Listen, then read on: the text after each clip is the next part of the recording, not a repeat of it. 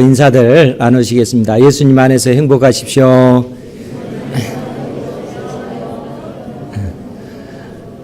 주님 안에서 행복한 삶이 되시기 바랍니다. 오늘 우리 장로님 기도하는 그 기도를 들으면서 가슴이 뭉클했습니다. 그만큼 한국교회가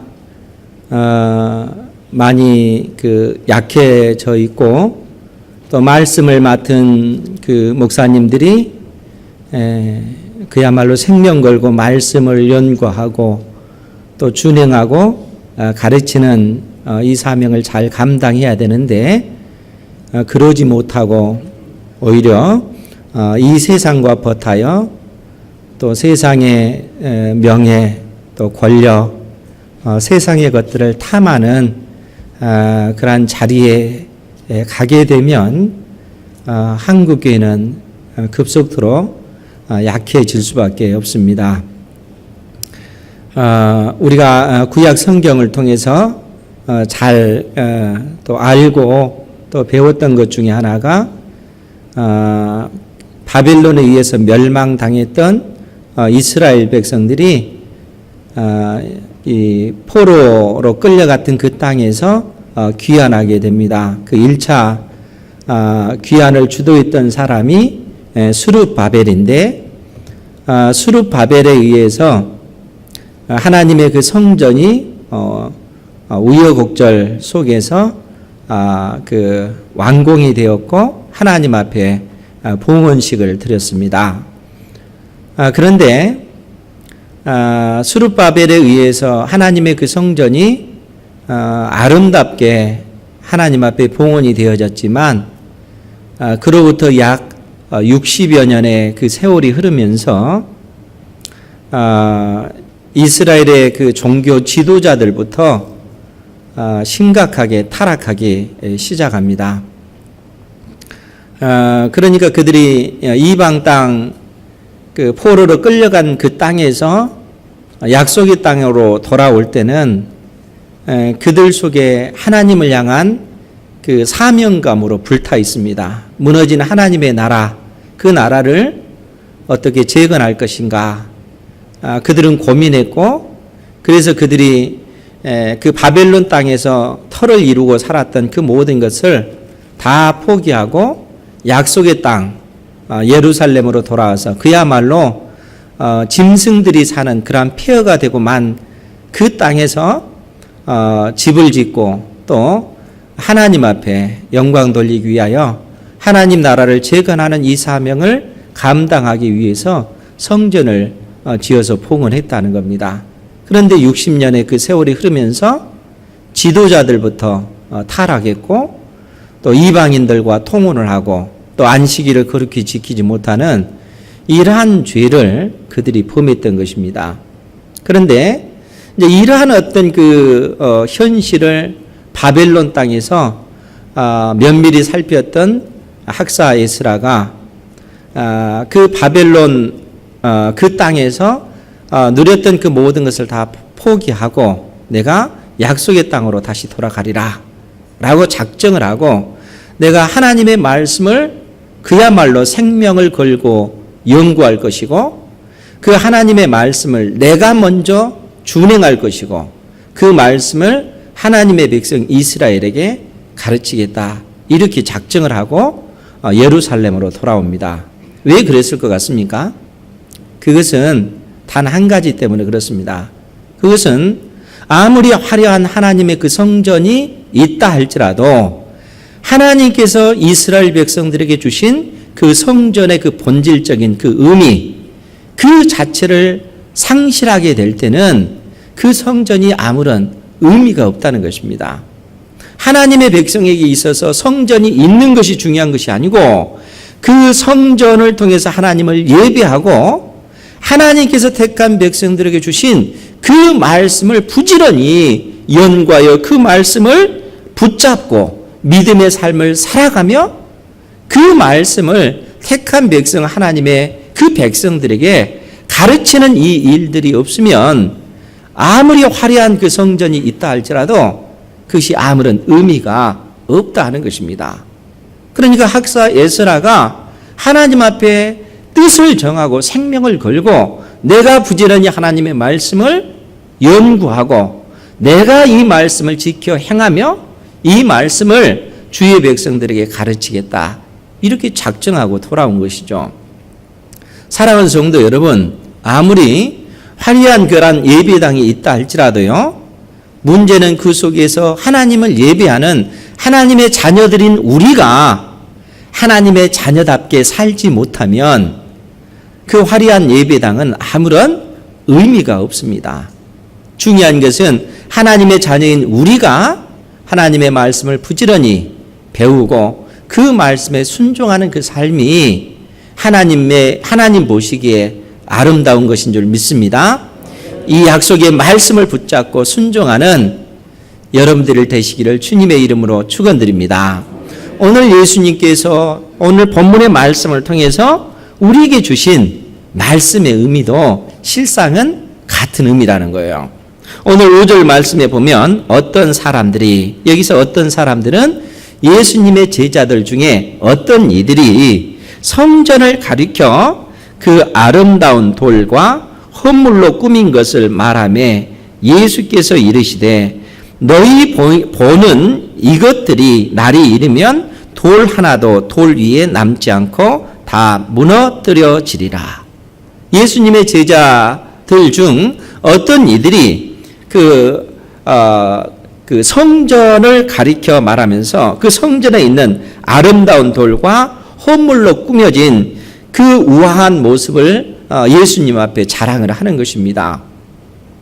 그런데 이 성전은 어떤 성전이냐면 우리가 서두에 들었던 수룹바벨이 지었던 성전입니다. 그러니까 수룹바벨이 지었던 그 성전을 헤롯 대왕이 유대인들의 그 환심을 사기 위해서 증축해서 무려 46년 동안 이 성전을 짓고 있었던 것이고요. 보완해서 그렇게 증축하는 것입니다. 그리고 지금도 완성되지 못하는 그러한 그 성전이라는 거예요. 그런데 이 성전의 그 모습을 봤을 때 그 아름다운 돌과 헌물로 꾸민 것을 말하며 이 헌물이라고 하는 것이 헤롯 왕이 그 성전 문 입구에 그야말로 그 포도송이를 그 금으로 입힌 포도송이를 헌물을 했다는 거예요. 그러니까 이 금으로 입혀진 포도송이가 있는 이 화려한 그 성전을 봤을 때 그 외양이 얼마나 아름답겠는가 하는 거예요. 그야말로 유대인들에게 있어서는 이 성전이 하나의 그들의 자부심이 되는 것입니다. 그래서 우리가 그 하나님께서 에스겔 선지자를 통해서 그 솔로몬이 지었던 그 성전에 대해서 하나님께서 그 성전을 멸하시겠다, 파괴하시겠다라고 말씀하실 때 하나님께서 무슨 말씀을 해주셨냐면 에스겔서 24장 21절에서 유대인들이 그 성전을 향해서 갖는 그 마음을 뭐라고 표현했냐면 내 성전은 너희 세력의 영광이요 너희 눈의 기쁨이요 너희 마음의 아낌이 되거니와, 이렇게 표현하고 있습니다. 그러니까 유대인들에게 있어서 성전은 하나님께서 이스라엘 백성들에게 주신 그 성전의 본래의 그 의미가 유대인들에겐 중요한 것이 아니고 그들 눈에 있어서는 그 화려한 그 성전이 그들 세력의 영광처럼 보여지는 것입니다. 그들 그 눈의 기쁨인 것입니다. 그러니까 외적인 그 화려함만 그 바라보면서 그로 인해서 그들이 자부심을 느끼는 것이지 실상 하나님께서 그 성전을 주신 그 의미를 그들은 알지 못하는 겁니다. 성전만 가지고 있지 그들이 부지런히 그 성전의 본질되는 하나님의 말씀을 연구하고 준행하고 가르치는 그러한 일들은 그들이 하지 않는 것입니다. 그렇기 때문에 오늘 우리 주님께서 그 성전을 향해서 하신 말씀이 뭡니까? 너희 보는 이것들이 날이 이르면 때가 차면 돌 하나도 돌 위에 남지 않고 다 무너뜨려지리라. 예수님께서 이 성전이 완전히 회파될 것임을 부서질 것임을 말씀하고 있는 것입니다. 그리고 역사적으로 AD 70년에 로마의 디도라고 하는 장군에 의해서 이 예루살렘 성전은 완전히 그야말로 돌 위에 돌도 남지 않을 정도로 그처럼 해파되고 맙니다. 그러니까 하나님의 그 진노가 이 성전 위에 그 진노가 부어진 것이죠. 그러니까 AD 70년에 실제적으로 이 성전이 완전히 회파되고 맙니다. 아니, 우리 주님께서는 그것을 지금 염두에 두시고 이 말씀을 하시는 거예요. 그러니까 예수님께서 이 땅에 십자가에 못 박혀 죽으신 이후에 약 40여 년 후에 헤롯 바벨이 증축했던 이 성전은 그야말로 무너지고 마는 것입니다. 주님께서 지금 그 말씀을 하시는 거예요. 그런데 주님께서 이러한 말씀을 하셨을 때 7절의 제자들이 뭐라고 말씀하시냐면, 우리 7절 말씀을 같이 한번 보겠습니다. 시작. 그들이 물어 이르되 선생님이여, 그러면 어느 때에 이런 일이 있겠사오며 이런 일이 일어나려 할 때에 무슨 징조가 있사오리까? 아멘. 제자들이 예수님께 질문하기를, 어느 때에 이러한 일이 일어나겠습니까? 성전이 파괴되는 그러한 일이 어느 때에 일어날 것이며 그 징조가 무엇입니까? 라고 제자들이 예수님에게 질문하고 있는 것입니다. 그런데 여러분, 이 똑같은 이 본문의 의미를 마태복음 24장 3절에서는 뭐라고 표현을 했냐면, 그 부분은 제가 찾아와서 읽어드릴게요. 마태복음 24장 1절부터 제가 천천히 읽어드리겠습니다. 거기 보면 예수께서 성전에서 나와서 가실 때에 제자들이 성전 건물을 가리켜 보이려고 나오니 대답하여 이르시되 너희가 이 모든 것을 보지 못하느냐? 내가 진실로 너희에게 이르노니 돌 하나도 돌 위에 남지 않고 다 무너뜨려지리라. 예수님께서 헤롯 왕이 증축한 이 성전이 돌 위에 돌도 남지 않고 다 회파될 것이다 라고 말씀을 하십니다. 그때 3절 말씀에 보면 예수께서 감난산 위에 앉으셨을 때에 제자들이 조용히 와서 이르되 우리에게 이르소서 어느 때에 이런 일이 있겠사오며 또 주의 임하심과 세상 끝에 무슨 징조가 있사오리까? 즉 예수님께서 성전이 무너질 것을 말씀하시자 제자들은 와서 성전이 무너지는 이 사건은 어떤 의미를 담고 있냐면 제자들이 지금 그 얘기를 하는 거예요. 성전이 무너질 때 무슨 징조가 있겠습니까? 성전이 무너질 때 어느 때 이러한 일이 일어날 것이며 이러한 징조가 무엇입니까? 이렇게 질문을 해요. 그런데 마태복음 24장 3절에서는 성전이 무너진 이 사건과 연계해서 제자들이 뭐라 말씀하시냐면 주의 임하심과 세상 끝에는 무슨 징조가 있겠습니까? 이렇게 질문한다는 거예요. 성전이 무너지는 이 사건을 이 땅에 우리 주님께서 재림하실 그 사건과 연관해서 지금 말씀하고 있는 것이고 이 세상 끝으로 이 세상 끝날로 제자들은 이해를 하고 있는 것입니다. 그러니까 사랑하는 성도 여러분, 예수님께서 예루살렘 성전이 무너진다 하는 이 사건은 종말의 때를 얘기하는 거예요. 마지막 때다 하는 거예요. 그러니까 제자들은 그 의미를 명확하게 그것을 깨달아 안 것입니다. 그러니까 여러분들이 이제 생각할 것이 뭐냐면 성전이 파괴되는 이 사건은 이 땅에 주님께서 온 세상을 심판하기 위해서 오신 사건이다 이렇게 생각을 하는 거예요. 그러니까 이 땅에 주님께서 초림과 재림의 그 의미가 이 성전이 파괴되는 이 사건과 연관되어 있다 하는 것입니다. 이렇게 하면 이게 무슨 내용일까 이런 생각이 드는데 여러분 우리 그 인생의 개인의 인생의 그 종말을 보면 우리의 그 여러분들 각자의 어떤 인생의 종말을 보면 이 땅에 태어나서 죽음의 그 과정이 있잖아요. 여기서 벗어날 인생 한 사람도 없습니다.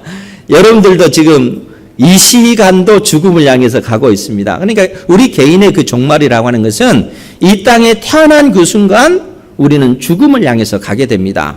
이 세상과 상관없이 여러분들 개개인의 인생은 태어남과 동시에 결국은 이 땅에서 떠나게 되는 거죠. 죽음으로써 여러분들의 인생이 끝나는 것입니다. 그런데 여러분들의 인생이 죽음으로써 끝나는 것이 아니고 그 이후의 세상이 있음을 성경은 끊임없이 말씀하고 있습니다. 그런데 우리가 개인의 인생의 그 종말만 있는 것이 아니라 이 세상 역사의 종말도 있다는 겁니다. 즉 하나님께서 온 세상을 창조하시고 이 창조하신 이 세상 끝에 우리 주님께서 재림하심으로써 완전한 하나님의 나라를 이루실 그때가 있다는 거예요. 그런데 여러분 성경을 통해서 우리가 배우게 되는 것이 뭐냐면 이 땅에 우리 주 예수 그리스도께서 성육신하여 오실 때, 즉 우리와 똑같은 육체를 입고 이 땅에 오실 때 우리 주님께서 이 세상 속에 가지고 오신 그 나라가 있다는 거예요. 그 나라가 어떤 나라입니까? 하나님의 나라는 거예요. 하나님 나라. 천국을 우리 주님께서 이 세상 역사 가운데 천국을 가지고 오신 것입니다. 주님께서 이 땅에 오시면서 하나님의 나라를 이 세상 역사 가운데 가지고 오신 거예요. 그리고 이 하나님의 나라의 그 백성을 삼으시기 위해서 이 땅에서 우리 주님께서 택한 백성들의 모든 죄, 이 세상 사람들의 모든 죄가 아니에요. 하나님께서 구원하시기로 작정한 그 모든 택한 백성들의 죄 때문에 우리 주님께서 십자가에 못 박혀 죽으시고 죽음의 권세를 이기시고 부활하셔서 하늘로 올라가셨습니다. 그러니까 이 땅에 우리 주님께서 오신 이 때를 기점으로 해서 이 세상의 마지막 시대가 시작이 되어진 거예요. 이 세상의 마지막 때가 시작이 된 겁니다. 그리고 이 세상의 마지막 때의 끝에 우리 주님께서 재림하셔서 온 세상을 심판하시고 완전한 하나님의 나라 천국을 완성시키실 것입니다. 그러니까 이 세상 역사가 그런 방향으로 진행되어지고 있다는 거예요. 그런데 오늘 우리 주님께서 성전이 파괴되는 이 사건을 통해서 지금 제자들이 무엇을 깨닫냐면 마지막 때, 즉 성전이 파괴되는 이 사건을 통해서 이때는 우리 주님께서 재림하시고 이 세상의 끝이 이르는 때다. 이렇게 제자들이 이해를 한 것입니다. 그러니까 성전이 파괴되는 이 때를 기점으로 해서, 즉 예수님께서 초림한 이 때를 기점으로 해서 마지막 때가 시작이 되었고 예수님께서 재림하심으로써 이 마지막 때의 그 끝이 마무리가 된다는 거예요.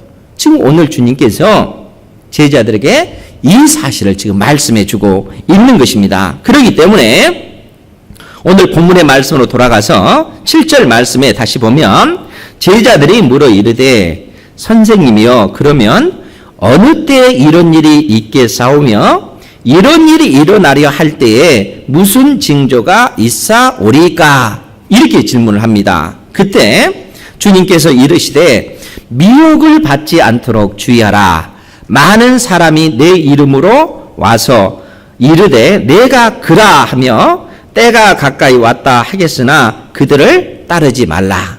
지금 무슨 얘기입니까? 예수님의 초림과 이 재림 이 사이 이 마지막 때에 많은 사람들이 이 땅에 와서 뭐라고 주장하냐면 내가 바로 그리스도다.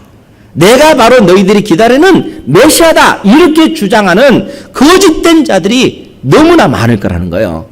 그러한 어떤 거짓된 자들이 와서 스스로 내가 바로 너희들이 기다리는 그리스도다, 메시아다 이렇게 주장할 때 그러한 미혹에 너희들이 넘어가지 말라라고 말씀하고 있는 것입니다.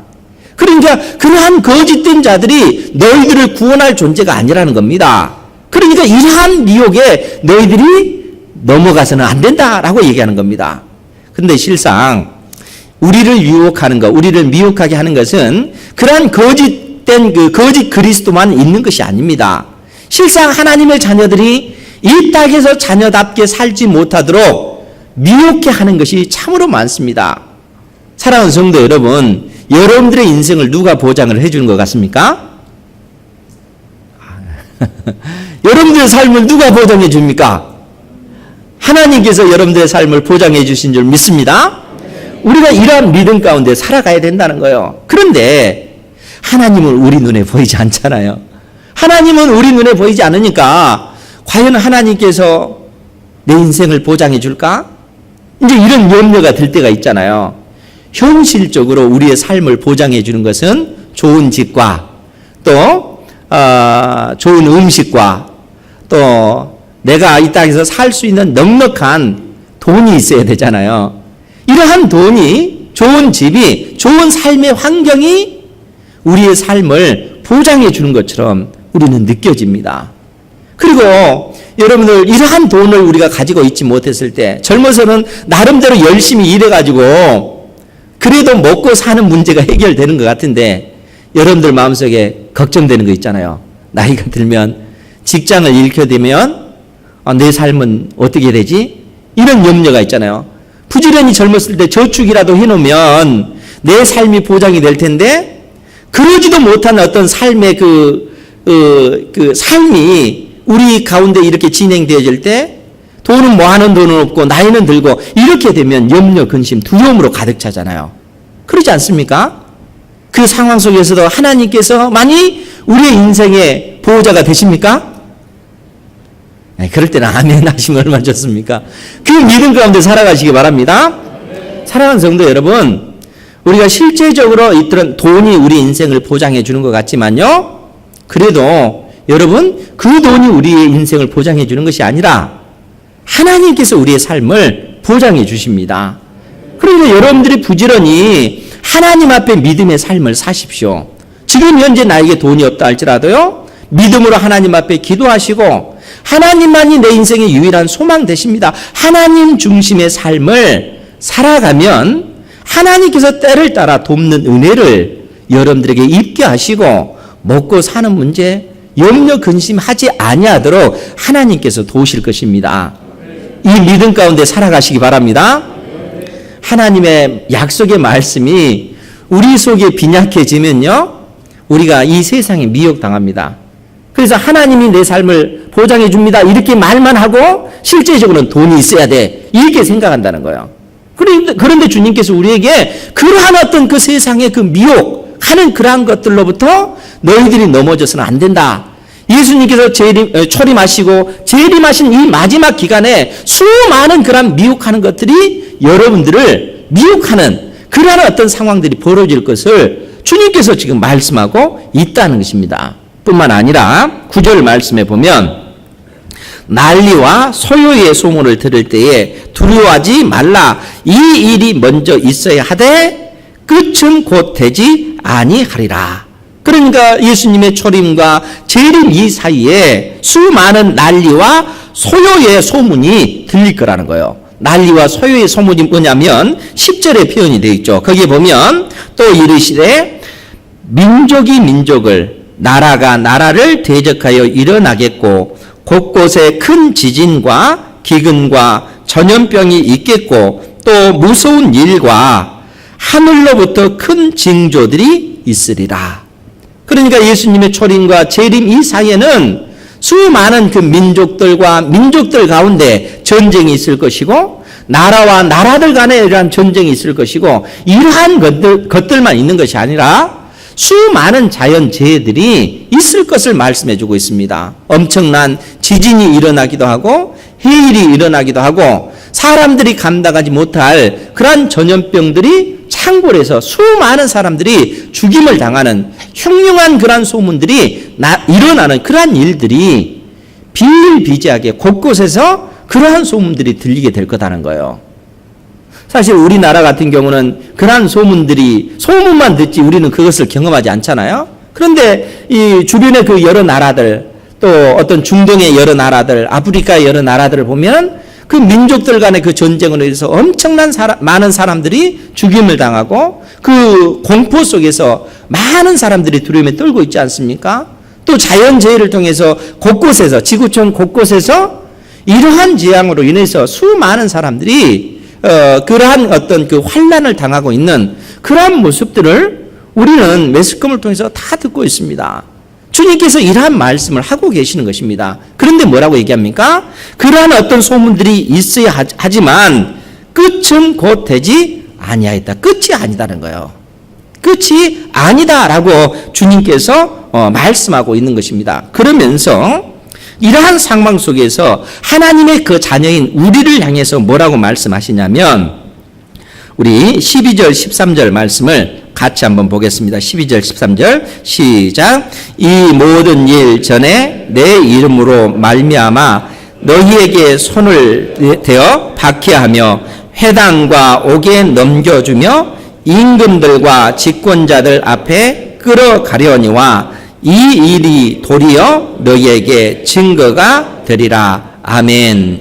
이 모든 일이 일어나기 전에 내 이름으로 말미암아 너희에게 손을 대어 박해하며, 누가요? 세상의 그 임금들이 예수 그리스도를 믿는 하나님의 자녀들, 이 땅의 교회들을 향하여 손을 대어 박해하며 회당과 옥에 넘겨주며 임금들과 집권자들 앞에 끌어가려니와, 이 세상의 권력자들, 또 이 세상의 권세자들, 이 세상의 타락한 종교 지도자들을 통해서 무수한 하나님의 그 자녀들이 핍박을 당하게 될 것임을 말씀해 주고 있습니다. 그러면서 이러한 핍박을 당하는 이러한 그 상황 속에서 오히려 이 일이 도리어 너희에게 증거가 될 것이다 라고 주님께서 말씀하고 있는 것입니다. 어떠한 증거가 되겠습니까? 하나님이 살아계시다 하는 그러한 증거가 되어질 거다 하는 거예요. 예수 그리스도를 믿는 것 때문에 핍박당하는 여러분들의 그 믿음이 있음을 통해서 세상이 도대체 저 사람이 믿는 하나님이 어떤 분이기에 죽음 앞에서도 저 사람은 두려워하지 않고 죽을지언정 그 신앙을 버리지 않는 것인가? 세상이 놀라는 것이죠. 죽음의 공포 앞에 모든 사람들이 두려워 떨고 있는 그러한 상황 속에서도 예수 그리스도를 믿는 사람들은 그 죽음 앞에서도 오히려 하나님께서 주시는 그런 평안을 유지하고 오히려 기쁨 가운데 내가 예수 그리스도를 믿는 것 때문에 핍박당하는 것으로 인해서 오히려 하나님을 찬양하는 믿음의 사람들의 그 삶의 모습을 통해서 오히려 세상이 충격을 받는 것입니다. 그러니까 그 환난을 통해서 도리어 하나님의 그 나라가 힘있고 능력있게 증거되어지는 것이 예수 그리스도를 믿는 사람들을 통해서 나타나게 된다는 거예요. 그러니까 주님께서는 도리어 너희들로 인해서 하나님께서 영광 받으실 것이고 너희에게 그것이 하나의 증거가 될 것이다 라고 말씀하고 있는 것입니다. 그렇기 때문에 주님께서 제자들에게 오늘 주의 몸된 교회를 향해서, 오늘 여러분들을 향해서 뭐라고 말씀하시냐면 14절 말씀을 보면 그러므로 너희는 그러한 환난을 당할 때에 변명할 것을 미리 궁리하지 않도록 명심하라. 네 뜻으로 네 지혜로 이 환난을 어떻게 벗어날까 그렇게 할 생각하지 말라는 거예요. 그 상황 속에서도 하나님만을 의지하라는 겁니다. 하나님만 바라보고 하나님의 인도하심을 받으라 라고 말씀하는 겁니다. 그러하면서 내가 너희의 모든 대적이 능히 대항하거나 변박할 수 없는 구변과 지혜를 너희에게 주리라. 하나님께서 우리에게 지혜와 명철을 주시겠다는 겁니다. 하나님께서 우리에게 말 잘하도록 만들어 버리시겠다는 거예요. 그러니까 아무리 우리를 대적하는 이들이 우리를 대적해서 우리를 공격한다 할지라도 하나님께서 우리에게 지혜와 명철을 주니까 내가 언제 이처럼 말을 잘했나 할 정도로 오히려 복음을 증거하고 하나님의 그 살아계심을 증거하는 그런 믿음의 사람으로 하나님께서 우리를 만드시겠다는 거예요. 이 마지막 때에 하나님께서 놀라운 그러한 은혜를 부어주시겠다는 겁니다. 그런데 여러분 16절 이하의 말씀을 보면 심지어 부모와 형제와 친척과 벗이 너희를 넘겨주어 너희 중에 몇을 죽이게 하겠고, 이 마지막 때에 일어날 일들 중에 하나가 복음 때문에 예수 그리스도를 믿는 것 때문에 지금 나를 대적한 예수 그리스도를 믿는 나를 대적한 그 하나님을 대적한 그 원수가 누구냐면 심지어 부모와 형제와 친척과 친한 벗이 너희를 넘겨줄 것이다 라고 얘기하는 겁니다. 예수 그리스도를 믿는 이것 때문에 예수 그리스도를 믿지 않는 부모가 오히려 하나님을 대적하는, 그래서 우리를 원수의 손에 넘겨주는 그러한 일들이 마지막 때에 있을 것임을 말씀해 주고 있는 것입니다. 그러니까 주님께서 이러한 어떤 시대가 예수 그리스도께서 재림하실 그때까지 온 세상 곳곳에 이러한 현상들이 나타나게 될 것을 말씀하고 있는 것입니다. 그런데 그러한 상황 속에서 하나님께서 우리에게 어떤 약속을 주시냐면 18절 말씀해 보면 너희 머리털 하나도 상하지 아니하리라. 하나님께서 이러한 상황 속에서도 우리의 머리털 하나도 상하지 아니하도록 하나님께서 세심하게 택한 백성들을 돌보시겠다라고 말씀하고 있는 것입니다. 그러니까 하나님께서 허락하지 아니하시면 여러분들의 인생 가운데 어떠한 환난이나 이러한 고통 이 자체도 하나님께서 막으시면 그러한 것에서 여러분들이 벗어날 수 있다는 겁니다. 아니 여러분들이 환난과 고통을 당한다 할지라도 하나님께서는 그 환난과 고통을 넉넉히 여러분들이 감당할 수 있는 능력, 그 권세를 여러분들에게 부어주시는 것입니다. 심지어 우리의 생명을 잃는다 할지라도 하나님께서 여러분들의 그 생명을 강하게 붙잡고 계셨기 때문에 내가 죽는 그 순간에도 두려워 떠는 것이 아니라 하나님께서 나에게 부어주시는 평강이 나를 지배하기 때문에 염려, 근심, 두려움으로부터 내가 벗어날 수 있다는 거예요. 하나님께서 마지막 때에 택한 자녀들에게 이러한 놀라운 은혜를 부어주시겠다 약속해 주고 있는 것입니다. 이 믿음 가운데 살아가시기 바랍니다. 이러한 약속이 요한계시록 11장에도 동일하게 우리에게 해주고 있습니다. 우리 요한계시록 11장 말씀을 살펴보도록 하겠습니다. 함께 찾아보도록 할게요. 요한계시록 11장 2절 말씀에 보면 요한계시록 11장 2절 말씀에 보면 성전 이 부분만 같이 한번 볼까요? 시작. 성전 바깥 마당은 측량하지 말고 그냥 두라.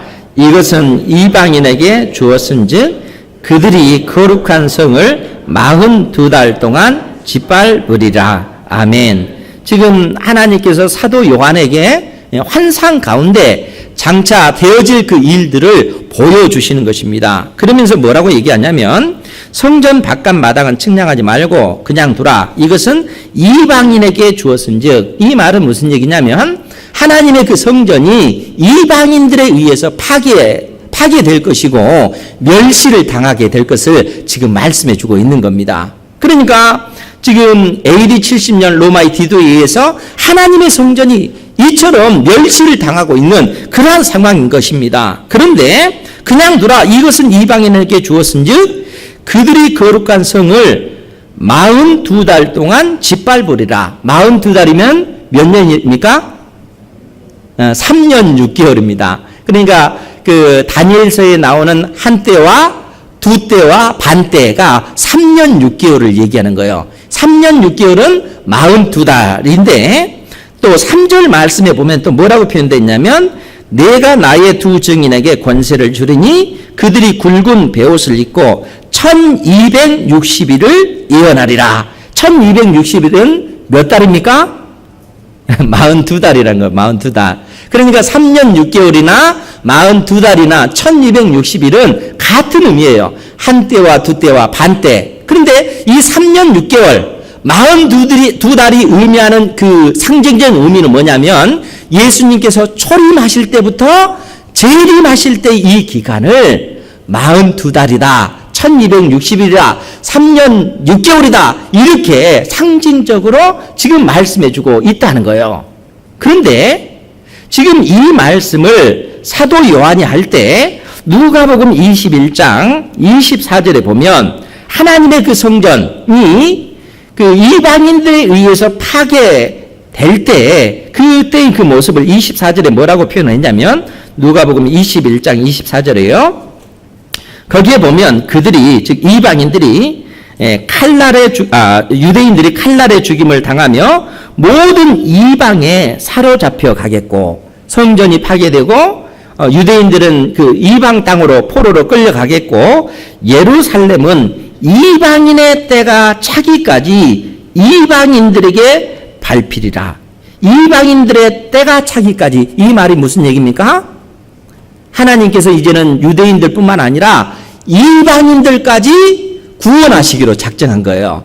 그래서 이방인들까지 구원하시기로 작정된 그 수가 차기까지 예루살렘 그 성전은 이방인들에게 발필이라 이렇게 지금 말씀하고 있는 거예요. 그러면 이방인들의 그 충만한 수가 차기까지는 언제까지입니까? 이 땅에 예수님께서 초림하실 때부터 재림하실 이 기간 동안 천국 복음이 온 세상의 모든 나라와 민족들 가운데 증거되어질 것이고, 그 복음을 통해서 이방인들이 하나님의 자녀로 부르심을 받는 그 기간이 마지막 때 예수님의 초림과 재림 이 기간 42달 1260일 3년 6개월의 이 기간으로 지금 말씀하고 있다는 거예요. 그런데요, 요한계시록 11장에 돌아가서 다시 보면 3절 말씀에 뭐라고 얘기를 했냐면, 내가 나의 두 증인에게 권세를 주리니, 이때 하나님께서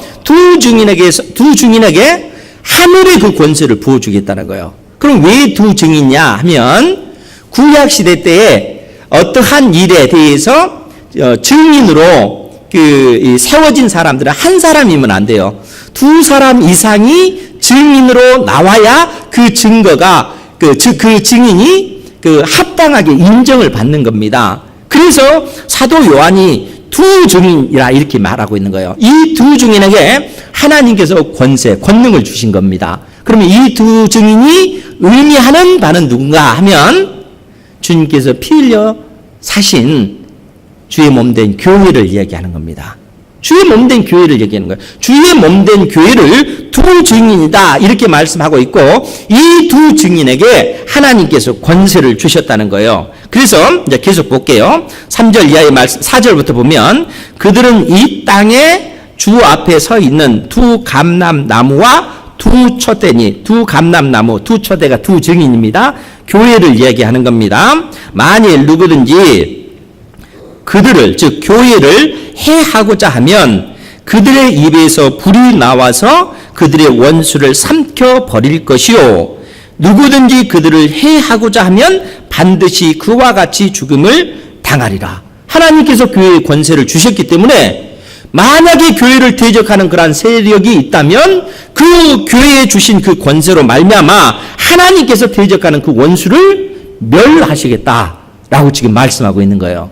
그러니까 교회가 모든 나라들과 민족들 가운데 그 복음이 힘있고 능력있게 들어가는 것입니다. 아무리 복음을 막아도 하나님께서 교회에 권세를 주셨기 때문에 땅끝까지 생명의 복음이 힘있고 능력있게 증거되어진다는 겁니다. 6절 이하의 말씀을 또 보면, 그들이, 즉 교회가 권능을 가지고 하늘을 닫아 그 예언을 하는 날 동안 비가 오지 못하게 하고, 즉 엘리야 선지자가 기도했을 때 하늘이 닫혀서 3년 6개월 동안 비가 안 내리잖아요. 기도했을 때 또 비가 내리잖아요. 이러한 권세, 이러한 권능을 하나님께서 교회에 주셨다는 얘기입니다. 또 권능을 가지고 물을 피로 변하게 하고 아무 때든지 원하는 대로 여러 가지 재앙으로 땅을 치리로다. 모세가 그 물을 명했을 때, 지팡이를 가지고 물을 명했을 때 피로 변하는 그러한 재앙이 내리잖아요. 하나님께서 교회에게 이러한 권세, 이러한 권능을 주셨다는 겁니다. 그러니까 이 땅에 우리 주님께서 초림하실 때부터 재림 때까지 교회는 이러한 권세, 이러한 권능이 있기 때문에 땅끝까지 이르러 생명의 복음을 증가하는 이 사명을 가지고 아무리 교회를 핍박한다 할지라도 당당히 천국 복음이 증거되는 곳마다 사단의 그 세력들이, 그 진들이 파해지고 생명의 복음이 힘있고 능력있게 증거되어짐을 지금 성경이 말씀해주고 있는 거예요. 뿐만 아니라 7절 이하의 말씀을 보면, 그들이 교회가 그 증언을 마칠 때에 무저갱으로부터 올라오는 짐승이, 즉 하나님을 대적하는, 교회를 대적하는 짐승이 그들과 더불어 전쟁을 일으켜 그들을 이기고 그들을 죽일 터인즉, 이 짐승은 세상의 권세자들, 세상 나라의 왕들, 이 세상의 나라들을 얘기하는 겁니다. 결국 이러한 어떤 나라들이 교회를 핍박할 때가 있음을 지금 말씀해주고 있습니다.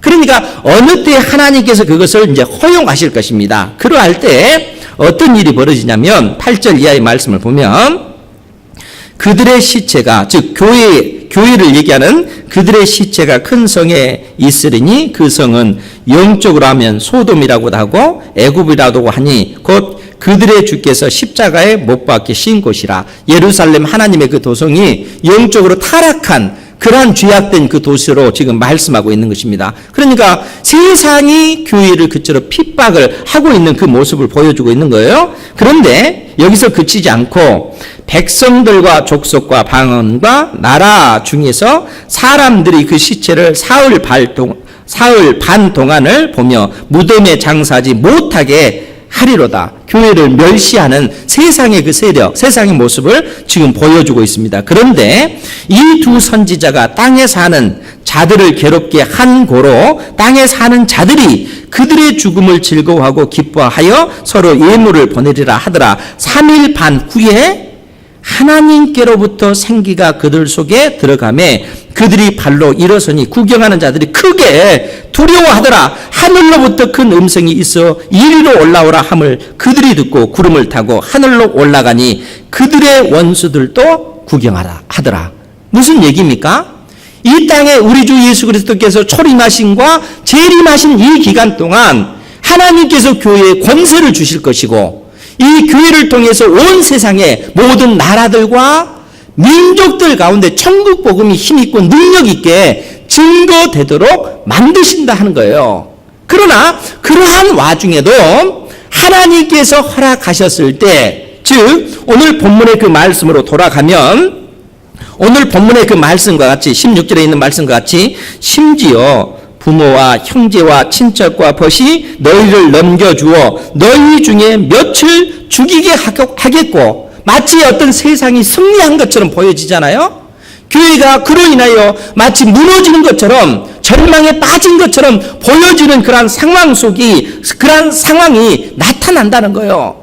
그래서 마치 그 시신들 그 길거리에 널려 있는 그 시체들을 보고 세상이 조롱하고 그들이 예물을 서로 보내면서 기뻐하고 있는 그러한 때에 하나님께서 놀랍게 그 시체에 생기를 불어넣으시겠다는 겁니다. 그래서 그 시체를 다시 살아난 존재로 다시 만드실 뿐만 아니라 영광스러운 하나님의 그 나라로 하나님께서 인도하실 것이고 그 원수들도 그 광경을 지켜보게 될 것이다 라고 얘기하는 겁니다. 이것이 이 땅에 우리 주 예수 그리스도께서 초림하실 때부터 재림하실 때까지 되어지는 이 세상 역사 가운데 일어날 일들이라 하는 것입니다. 그러니까 사랑하는 성도 여러분, 우리 개개인의 어떤 그 인생을 놓고 봤을 때 우리는 이 땅에 우리 주 예수 그리스도께서 재림하시기 전에 우리 개인의 인생의 그 종말을 맞이할 수도 있습니다.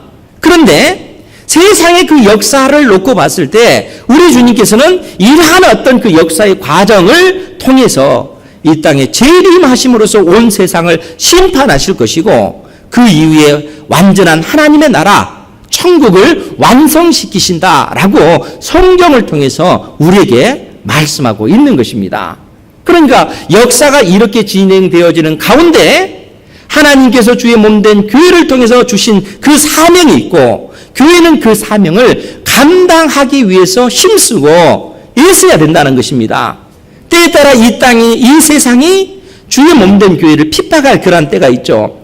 우리나라 같은 경우는 이 나라 정부가 직접적으로 핍박할 수 없는 그러한 시대잖아요. 그러나 북한이나 중국 같은 경우를 보세요. 그 나라는 예수 그리스도를 믿는 그것 때문에 생명을 걸잖아요. 죽임을 당하잖아요. 그러니까 이 지구상 곳곳에 다양한 삶의 형편 가운데 있는 여러 사람들이 그들의 삶의 형편 속에서 그 예수 그리스도를 증거하는 이것 때문에 예수 그리스도를 믿는 그 믿음 때문에 그러한 환난과 핍박 속에서도 그들의 믿음을 지키고 살아가는 이들이 너무나 많다는 거예요. 그러니까 이러한 상황 속에서 교회를 향해서 여러분들 개개인을 향해서 오늘 주님께서 우리에게 권면하고 있는 것입니다. 역사를 이렇게 이끌어 갈 것이고 개개인의 어떤 그 인생이 하나님 앞에 그렇게 살아갈 텐데 그러한 상황 속에서 너희들이 어떠한 믿음의 삶을 살아갈 것인가, 어떠한 삶을 살아야 하겠는가 지금 말씀하고 있는 것입니다. 주님께서 우리에게 분명하게 약속해 주신 것은 18절 말씀에 보면 너희 머리털 하나도 상하지 아니하리라. 하나님께서 크신 권능의 팔로서 우리를 붙잡고 계실 것이고, 하나님께서 허락하지 아니하시면 이 세상의 어떠한 세력도 우리의 머리카락 하나도 어쩔 수 없다는 거예요. 하나님께서 우리의 인생 가운데 고난을 허락하셨다면 하나님께서 우리로 하여금 넉넉하게 그 고난의 삶을 이겨낼 수 있는 힘과 능력을 주시겠다라는 그 의미가 이 속에 담겨져 있는 것입니다. 그런데 여러분, 우리가 우리의 삶을 살아가다 보면 사실 우리가 그 예기치 못한 그런 인생의 환란이 있고 그 고난이 있잖아요. 그런 어려움을 당하면서 하나님, 왜 나에게 이러한 어려움을 주십니까? 왜 나에게 이런 고통을 주십니까? 우리가 하소연하면서 하나님 앞에 그 부르짖는 그런 예들이 많잖아요. 여러분들 아마 모두가 다 그럴 겁니다. 고난 없는 인생은 없습니다. 그런데 여러분, 택한 자녀들에게 하나님께서는 고난을 허락하셨을 때는 그 고난은 의미가 없는 그 고난은 없습니다. 다 의미가 있다는 거예요. 다 나름대로 그 고난에 그 의미가 있다는 거예요. 그러니까 여러분, 그 고난 속에서 여러분 절망하고 낙심하고 포기하지 마시기 바랍니다. 하나님께서 우리에게 명확하게 얘기해 주시잖아요. 우리의 머리카락, 우리 머리털 하나도 상하지 아니하리라. 하나님께서 세심하게 택한 백성들을 돌보시겠다, 이렇게 말씀하시는 것입니다. 그러면서 우리에게 뭐라고 말씀하시냐면, 우리 19절 말씀 같이 보겠습니다. 시작. 너희의 인내로 너희 영혼을 얻으리라. 아멘. 너희 영혼을 두렵고 떨림으로 그 구원을 이루라. 하나님께 말씀하시는 거예요. 무엇을 통해서요? 인내를 통해서. 하나님께서 우리에게 주신 이 구원은 완전한 것, 완벽한 것, 영원히 떨어져 나갈 수 없는 그러한 것입니다. 하나님께서 여러분들에게 주신 이 구원은 완벽한 것이에요. 여러분들 구원했다가 마음에 안 들면 버리고 그러지 않습니다. 이미 하나님께서 여러분들을 구원하시기로 작정한 이 은혜는 영원한 것이라는 거예요. 그러니까 우리에게 뭐라고 말씀하시는 거예요? 이 구원이 확실한 것이기 때문에 너희들은 그 믿음 안에서 인생의 환란이 있다 할지라도 낙심하지 말고 절망하지 말고 인내하라는 거예요.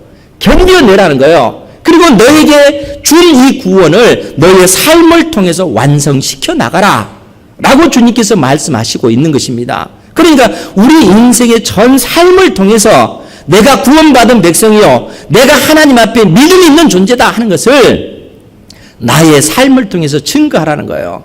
고난당하는 그 삶의 현장 속에서도 낙심하고 절망하는 것이 아니라 믿음의 눈으로 하나님을 바라보면서 그 믿음의 삶을 살아가라 라고 주님께서 우리에게 권면하고 있는 것입니다. 사랑하는 성도 여러분, 이 믿음 가운데 살아가시기 바랍니다.